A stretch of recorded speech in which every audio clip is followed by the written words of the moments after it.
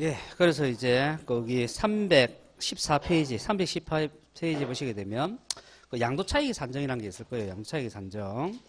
그래서 요거는 이제 양도 차익만 산정하는 걸 보는 것이 아니고 그 양도소득세 전반에 대한 그 과세 표준 계산 이런 거 전체적으로 다 볼 겁니다. 그러려면 일단 기본 공식을 외워야 돼요. 기본 공식을.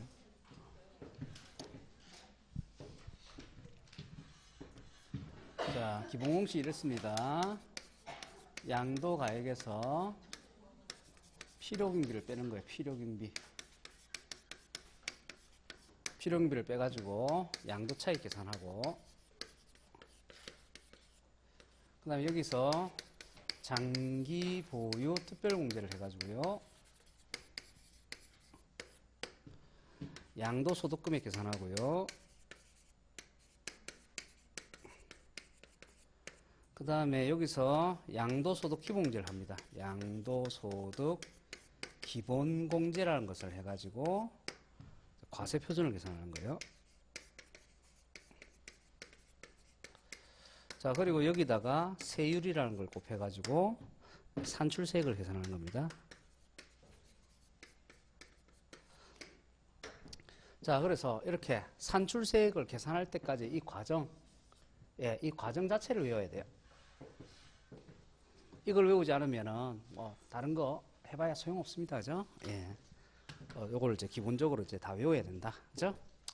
그래서 요걸 이제 기본적으로 다 외웠다. 그러면 이제 첫 번째 양도차익 계산하는 거 보고, 그 다음에 장기보유 특별공제 보고, 기본공제 보고, 세율 보고, 그죠? 이렇게 보시게 되면 이제 끝이 나는 겁니다. 그죠? 자, 그러면요. 맨 처음에 양도차익 산정하는 것부터 볼게요.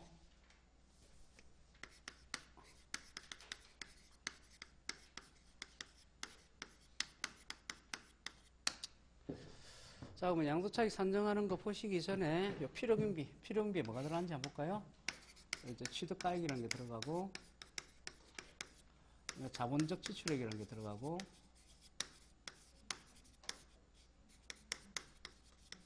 그 다음에 양도비라는 게 들어갑니다. 이것도 뭐 쉽게 생각하시면 돼요. 가령 예를 들어서 우리가 부동산을 팔라 그러면 먼저 취득부터 해야 되죠. 그 다음에 팔기 전에 보유하고 있다가 그 다음에 이제 팔잖아요. 그죠? 그렇게 3단계를 거치게 되잖아요. 그죠? 그러면 취득할 때도 우리가 비용을 쓸 거고, 보유하고 있을 때도 비용을 쓸 거고, 팔 때도 비용을 쓴단 말이에요. 그죠? 자, 그래서 그 중에 취득할 때 쓴 비용을 취득가액을 하는 거고, 그 부동산을 보유하면서 쓴 비용을 자본적 지출액 하는 거고, 양도할 때 쓴 비용을 양도비라 하는 거예요. 그래서 취득하거나 보유하거나 양도할 때 들어간 일체의 비용을 다 묶어서 우리가 필요경비라 한다. 그 얘기입니다. 자, 그래서 이렇게 양도가액에서 필요경비를 뺐을 때 플러스 이익이 나오면 양도차익이라고 하는 거고, 손실이 발생되면 양도차손이라고 하는 거고, 그래서 양도차손의 경우는 세금 안 내니까 양도차익만 계산을 하면 되는 거고요. 자, 그 다음에 이 양도차익 같은 경우에 계산을 할 때 원칙은 실가로 한다고. 실가라는 것은 실지 거래가액의 줄임말이에요. 실지 거래가액. 실제 거래된 금액으로 한다. 그 얘기입니다. 자, 그런데 예외적으로요. 추계 결정을 하는 경우가 있다고요. 추계 결정을 하는 경우가 있다. 이것도 풀었으면 쉬운 내용이에요. 추계. 과세관청에서 대충 추측해서 계산해서 결정한다고요. 대충 추측해서 계산해서 결정한다. 어떨 때? 실가가 확인되지 않을 때, 또는 실가를 인정할 수 없을 때. 실가가 확인되지 않는다는 것은 납세무자가 실제 거래된 가액을 신고하지 않는다는 얘기예요. 그럼 납세무자가 얼마에 거래인지 신고 안 하면 과세관청은 모르죠. 자, 그 다음에 두 번째는요. 납세무자가 실가를 신고했지만 그것을 도저히 인정할 수 없다는 얘기입니다. 왜? 허임이 명백하기 때문에. 자, 보세요. 지금 어떤 한 동에 있는 아파트가 팔렸는데 그 동에 다른 사람들은 처음부터 신고할 때 3억에 팔았다고 신고를 다 했습니다. 근데 이 사람만, 그죠? 나 2억에 팔았어요 하고 신고한다고요. 아니, 그러면 뭐 부동산 경기가 안 좋으면 부동산 가격이 좀 깎일 수도 있지만 어떻게 3분의 1 동량이나, 그죠? 나가지고 팔렸느냐 이 말이에요. 왜? 비슷한 시기에 다른 사람들은 다 3억에 팔았는데 왜 이 사람만 2억에 팔았냐 이 말이죠. 자, 그러면 이제 과세관청은 조사를 합니다, 이제. 자, 그러면 당신 계좌 까보세요. 이랬어요. 당신 계좌 까보세요. 그러니까 이 사람 통장에 분명히 3억이 나갔어. 그죠? 3억이 나갔는데 상대방 통장에는 2억 밖에 돈이 안 꽂혀 있어요. 그러면 1억이 통장에 남아있어야 될 거 아니에요.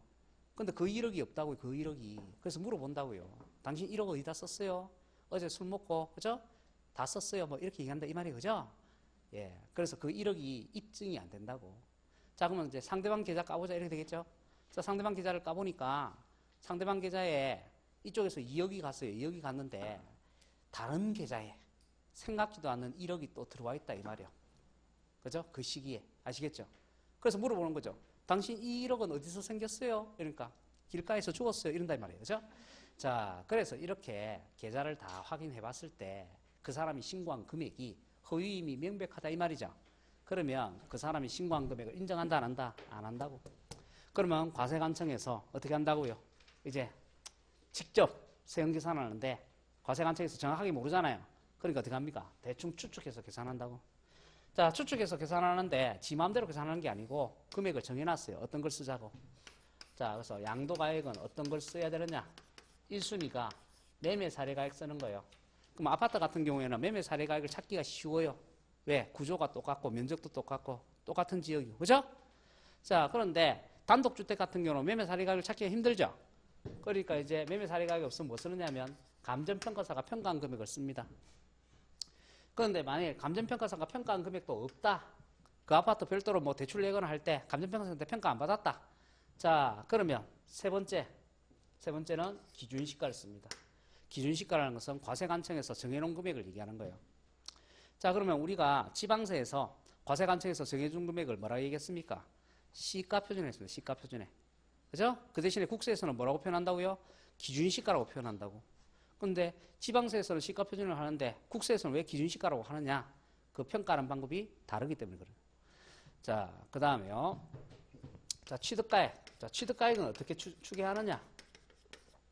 취득가액은 1순위는 매매 사례가액, 없으면은 감정가액, 감정가액 없으면은 환산가액을 쓰고, 환산가액 없으면 기준시가 씁니다. 자, 그래서 요거 시험 문제 자주 나왔죠? 자, 취득가액은 환산가액이라는 개념이 하나 더 있다는 거. 순서 외워야 돼요. 양도가액은 추계할 때 매감기, 취득가액은 추계할 때 매감환기. 자, 그래서 이 환산가액을 계산하는 것이 또 시험 문제에 나왔잖아요. 요것도 작년에 계산 문제로 또 나왔죠. 자, 그럼 환산가액을 어떻게 계산하는 거냐? 갑이요, 을한테 부동산을 팔았다고. 그럼 갑은 양도소득세를 내야 된다고요. 양도소득세 계산하려면 양도가액도 알아야 되고요. 취득가액도 알아야 된다고요. 자, 그랬을 때 양도가액은 실가가 3억 원이라고 확인이 됐다고요. 확인이 됐는데 취득가액은 실가가 확인되지 않는 경우가 있더라. 그래서 취득가액은 실가가 확인되지 않는 경우 허다합니다. 왜 그러냐 하면요. 우리가 실가과세를 언제부터 시작하느냐 하면 2006년도부터 하는 거예요. 2006년도부터. 그러니까 그 이전에는 실가과세를 안 했어요. 그 이전에는 그냥 전부 다 기준시가를 신고하라. 이렇게 돼 있어요. 기준시가를 신고하라. 그래서 옛날에 복덕박하는 이런 분들은, 그죠? 세금 혜택을 굉장히 많이 받다고요. 자, 보세요. 옛날에 기준시가가 엄청 낮았거든요. 그래서 왜 엄청 낮았냐 하면 우리가 산업화가 진행이 되면서 70년대, 80년대 이런 때 땅가격이 무지막지하게 오른다고요. 예. 그런데 법은 그것을 따라가지 못해가지고 기준시가가 굉장히 낮았다고. 그래서 가령 예를 들어서 실제 한 5억 정도에 거래되는 부동산인데 기준시가가 1억밖에 안 돼요. 1억밖에. 그런데 그죠? 80년대 이런 때 부동산 가격이 폭등한단 말이에요. 88 올림픽하고 막 이러면서 폭등하면서 자, 이게 몇 년 사이에 5억짜리가 10억짜리가 됐어요. 10억짜리가. 자, 근데 기준시가는 2배 올려봐야 얼마예요? 1억에서 2억이죠. 2억. 자, 그러면 이 사람은 5억짜리를 사갖고 10억짜리를 팔아서 5억의 차익이 남았잖아요. 근데 세금은 어떻게 됐다는 얘기예요? 기준시가를 신고하다 보니까. 그렇죠. 1억에서 2억 이렇게 해가지고 기준시가로 신고하니까 1억만 양도차익 난 것처럼 해서 신고를 한다고. 아시겠죠? 그러면 세금이 굉장히 많이 줄일 수 있는 거죠. 이해되시죠? 그렇게 해도 사는 사람이 불만 없어요. 왜 불만 없느냐? 그 사람도 어차피 나중에 팔 때 뭐로 신고할 거니까 또 기준시가로 신고할 거니까. 아시겠죠? 그래서 그런 식으로 거래하다 보니까 그죠? 부동산 투기하는 사람은 돈을 어마무시하게 버는데 세금은 못 거두고 이렇게 된다 이 말이에요. 그래서 1980년대 보면은 우리가 기업들 특히 이제 우리가 땅 투기하는 사람들이 개인들도 땅 투기를 많이 했지만 개인들보다는 기업들이 땅 투기를 더 많이 해요. 예. 그래서 기업들 보면은 어떤 기업은 해외에 자기가 수출해서 버는 돈보다 땅 투기해서 번 돈이 더 많았다는 거 아닙니까? 그죠? 예. 자, 어쨌든 그래서 자 그러다 보니까 안 되겠다 이래서 시가과세를 하게 됩니다. 자, 그래서 시가과세를 이제 하게 되니까 이제 양도 시점의 시가는 드러나죠. 근데 문제는 취득 시점의 시가는 드러나지 않는 게 많다 이 말이에요. 옛날 시가과세 안 하고 뭐 했기 때문에 기준시가로 과세했기 때문에 옛날에 취득한 거는 시가가 안 드러난단 말이에요. 그래서 맨 처음에 이제 시가과세를 시행할 때 이제 어떤 일이 벌어지느냐 하면 시골에 문방구 있죠, 문방구. 그죠? 우리가 옛날에 그 지금 문구점이나 이런 걸 문방구라고 그러잖아요, 문방구. 점포라고 그러잖아요, 점포. 시골의 초등학교 앞에 이제 점포에 사람들이 욱 달려가가지고 옛날 양식의 계약서를 구하는 거예요. 그래서 옛날 양식의 계약서를 구해가지고 왜냐하면 이걸 추계 결정하게 되면 세금 어마어마하게 내야 되니까 그렇게 안 하고 어떻게 하느냐면 옛날의 실가를 이제 신고를 해야 되잖아요. 그런데 옛날 실가에 대한 계약서를 보관한 게 없다고. 왜? 다 기준시가로 신고하니까. 근데 내가 분명히 저 사람한테 내가 과거에 그죠? 5억 주고 샀다. 그죠? 그러면 5억 이제 만약 기준시가가 1억인데 내가 5억이라고 신고하면 양도 차익을 엄청 줄일 수 있잖아요. 그런데 문제는 뭐냐면 계약서가 없다고. 계약서가 실제 거래된 내역은 있는데 아시겠죠? 그래서 그죠? 이렇게 시골 초등학교에 있는 그죠? 그 문방구에 가갖고 옛날 계약서를 산다고요. 비싼 돈 주고 사가지고 그죠? 그런 다음에 계약서에다가 자기 이름 적고 해가지고 그 사람한테 동의 얻어갖고 그 사람 이름 적고 도장 찍고 아시겠죠?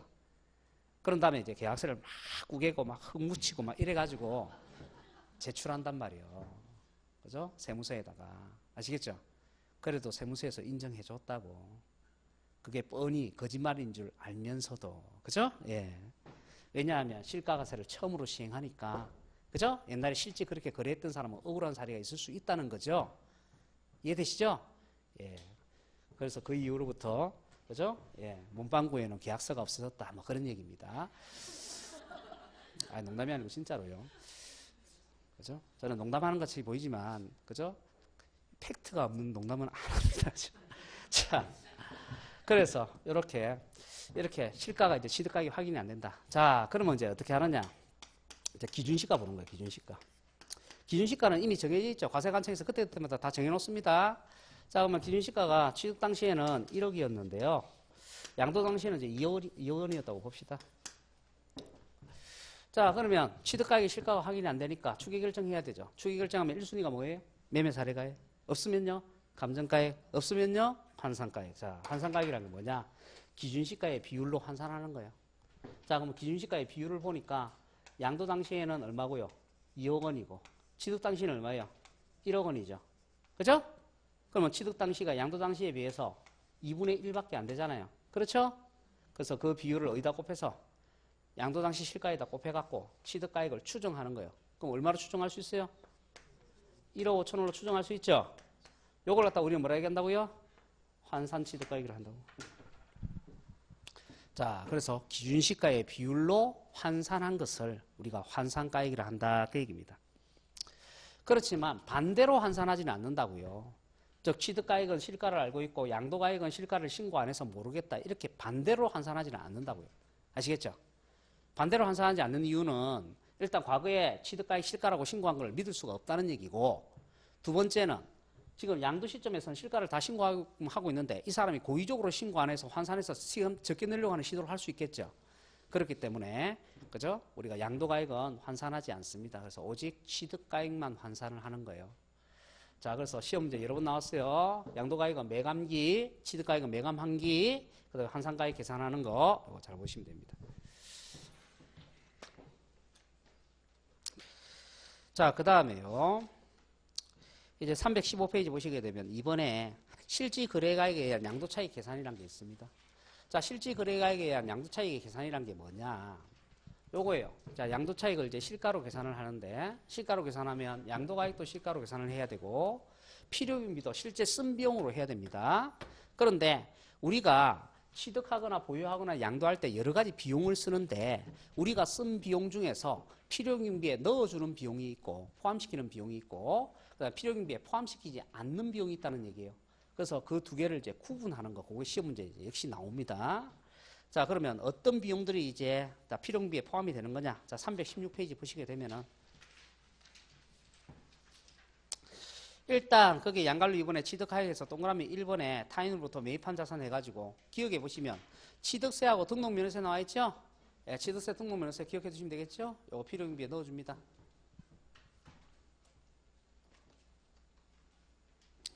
그 다음에 니은에 보면 뭐 현재가치 할인차금이란 말도 나와 있고, 디귿에 보면 부당행위 계산에 의한 시가총액을 제외한다 이런 말도 나와 있는데, 뭐 이런 것도 나중에 3월달이나 5월달 그때 합시다. 요걸 여러분이 이제 학교론 시간에 공부하는 화폐 시간가치하고 연결이 되는 거예요. 그래서 그거 공부하시고 나면 그때 하고. 자, 그 다음에요. 그 밑에 동그라미 2번에 보면, 자, 취득할 때 쟁송이 있었다 그러면 그 밑에 줄에 두 번째 줄에 소송비용, 화해비용 이거 포함됩니다. 소송비용, 화해비용. 자, 그 다음에 그 옆에 317페이지에 맨 위에 동그라미 3번에 당사자의 약정에 의한 대금 지급 방법에 따라서 그래서 약정에 의한 그다 줄 걸까요? 그래서 약정에 의한 대금 지급 방법에 의한 이자 상당액 나옵니다. 요거 포함되고요. 그 대신에 그 밑에 지급기일 지연으로 인하여 그다 줄 걸까요? 요거는 포함하지 않는다. 포함하지 않는다. 그다 줄 거고요. 자, 이자가 나오는데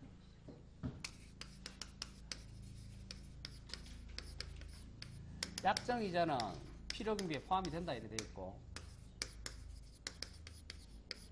지연이자는 포함되지 않는다 이렇게 되어 있습니다. 약정이자라는 게 뭐냐? 요게 우리가 취득세에서 공부한 할부이자를 얘기하는 거예요. 지연이자라는 게 뭐냐? 취득세에서 얘기한 연체료를 얘기하는 거예요. 연체료. 자, 내가 아파트를 분양받는데 우리나라는 선분양 제도라 그랬어요. 선분양 제도이기 때문에 돈을 먼저 줘야 건물을 지어준다 그랬습니다. 자, 그런데 돈을 지급하는데 우리는 일시불로 보통 지불 안 하고 돈을 여러 번 나눠서 지불한다 그랬죠. 그래서 돈을 나눠서 지불하게 되면, 그죠? 거기에 대해서 이자를 지불해야 된다 그랬죠. 그게 뭐예요? 할부이자는 할부이자. 그리고 그 할부이자는 어떻게 하기로 했다고요? 이자를, 돈을 여러 번 나눠서 지불하면서 이자를 지불하기로 약정한 거라고. 그래서 약정이자라고요. 됐습니까? 자, 그런데 중도금 지급해야 될 날짜에 내가 중도금을 지급하지 못해서 이자를 지급하게 돼요. 그러면 그게 뭐예요? 지연이자죠. 지연이자. 그게 뭐예요? 연체료죠. 연체료. 근데 그 연체료는 왜 발생한 거예요? 내가 약속을 어겨서 발생이 된 거죠. 자, 그러면 과세관청 입장에서 항상 생각합니다. 과세관청 입장에서 필요경비를 많이 인정해주게 되면 양도차익이 줄게 되니까 세금을 적게 거두게 되겠죠. 그러니까 과세관청은 필요경비를 많은 비용을 인정하고 싶어요? 적은 비용을 인정하고 싶어요? 적은 비용을 인정하고 싶은 거예요. 그래서 애초에 지불하기로 약정된 이자는, 그죠? 계약할 때 약속을 해놓은 거니까 필요경비에 포함을 시켜주는데, 지연이자는 자신이 계약을 위배해서 지불하게 되는 이자죠. 그렇잖아요. 그러니까 그거는 자신의 과실에 의한 거라고. 그래서 자신의 과실에 의한 것까지 필요경비에 넣어주지는 않는다는 얘기예요. 이해됐습니까? 예. 그래서 과세관청은 아주 매정합니다. 정이 없어요. 과세관청은. 예. 그렇게 생각하시면 돼요. 그러니까 돈밖에 모른단 말이에요. 과세관청은. 그래서 돈만 거두면 된다. 항상 그 생각한다니까요. 자, 그 다음에요. 거기에 동그라미 4번, 5번에 보면 또 이런 내용 나와요. 거기에 색깔칠한 부분에 보면 이렇게 돼 있습니다. 뭐 사업소득금액 계산 시 필요경비로 산입하였거나 산입할 금액이 있을 때는 이를 취득가에서 공제한다. 뭐 이런 말이 나오거든요. 이건 무슨 말이냐면 아까 우리가 소득세 얘기할 때요. 소득을 종합소득, 퇴직소득, 그 다음에 양도소득 이렇게 세 가지로 구분한다 그랬죠. 그죠? 그러면 종합소득세 계산할 때도 이거 경비를 빼줄 거고, 양도소득세 계산할 때도 경비를 빼줄 거 아닙니까? 그렇겠죠? 자, 그런데 가령 예를 들어서 어떤 경비가 있는데, 자, 필요경비에 들어가는 경비가 있는데, 종합소득세 계산할 때 이미 한번 빼줬어요. 그러면 양도소득세 계산할 때 또 빼줍니까? 아니라는 얘기예요. 여기서 경비로 인정받았으면 여기서는 경비 인정 못 받는다는 얘기고, 여기서 경비를 인정받았으면 종합소득세에서는 경비로 인정을 못 받는다는 얘기예요. 왜? 이게 다 묶여져서 전체 하나의 소득세라는 세금 이름으로 과세가 되기 때문에. 자, 그렇기 때문에 우리가 소득세에서 경비는 전체 소득 중에서 한 번만 빼주는 거예요. 그걸 양도소득 계산할 때 빼주든지 아니면 종합소득 계산할 때 빼주든지 한 번만 빼주는 거지. 그죠? 종합소득세 계산할 때, 그죠? 사업금액 계산하면서 이미 경비로서 빼줬단 말이에요. 그러면 양도소득 계산할 때 또다시 경비를 인정한다, 안 한다? 안 한다는 얘기입니다. 그걸 이제 동그라미 4번과 5번에서 적고 있는 겁니다. 자, 그 다음에요. 동그라미 6번은 뭐냐 하면은 취득세 같은 경우는 납부 영수증이 없어도 된다. 그걸 적고 있는 거예요. 원래 우리가 쓴 비용 있잖아요. 이거는 본인이 과세관청에서 정해놓은, 그죠? 그런 서류에 의해서 입증을 할 수가 있어야 된다고요. 아시겠죠? 내가 옛날에 얼마 썼는데 말로 해갖고 안 된다고요. 입증할 수 있는 서류가 있어야 된다고. 자, 그러면 취득세도 원래는 뭐가 있어야 돼요? 취득세 영수증이 있어야 되잖아요.